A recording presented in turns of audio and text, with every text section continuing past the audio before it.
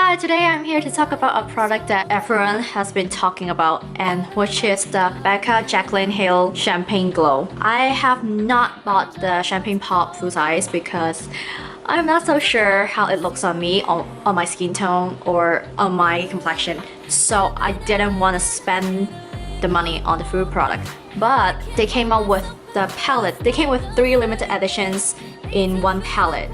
And I just feel like it is a time for me to try it out and see how it works on my skin tone. And if you have similar skin tone as I do, I think it will be really helpful for you to see how it apply or how it shows on my skin tone to see do you want to splurge on this product. This palette retail for $34, and if you're still deciding to get this palette or not, please keep watching. The most exciting shade in this palette is the Champagne Pop. So I wanted to apply it on the camera and see how it shows on my skin. So I will apply Champagne Pop on my right cheek and I will apply Pearl on my other cheek to see the difference. Digging it into Champagne Pop, apply it on my cheek. So Champagne Pop is a more golden highlighter. Flip it to the other side and apply Pearl on my left cheek. Pearl is a more silverish white kind of highlighter, and I have never tried any highlighter in this kind of shade, like a silver white kind of shade. So I have Champagne Pop on this cheekbone, and I think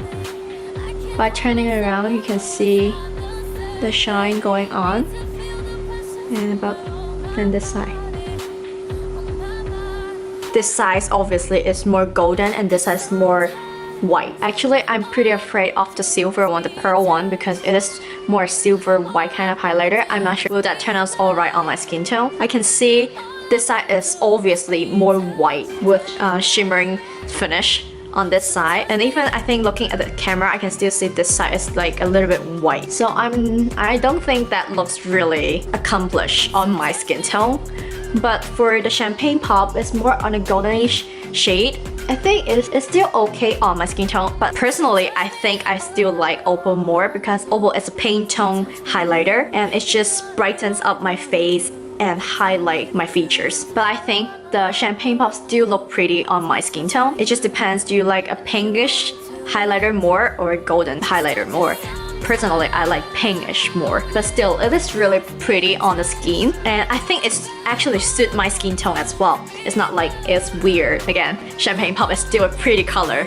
I'm really glad that I got this palette because all 3 of the shades are limited edition, and this palette is limited edition as well. I was debating should I get it or not, or should I return it or not, and my friend said if I return it, I will regret it. And I think that is true. That's why I kept it. Last but not least, I still want to try the copper one. I think it is harder for my skin tone to carry this copper color, but I still want to see how it wears on my skin. So I'm going to top it on this side because the pearl white silverish highlighter is a little bit too white on my skin tone. So I think I'm going to top blush copper on top of it and see does it blend it out or look better.